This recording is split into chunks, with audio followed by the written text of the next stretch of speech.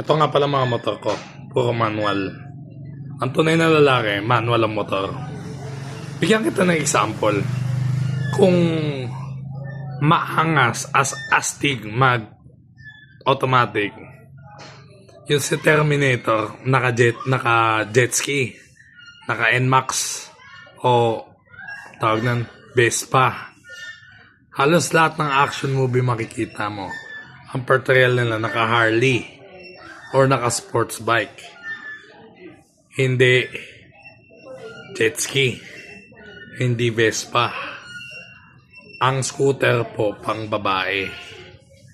Ang tunay na macho, naka-manual na motor. Okay? Bibili pa ako ng pangatlo, apat dyan. Manual din yun. So, lahat ng motor, manual bibiling ko.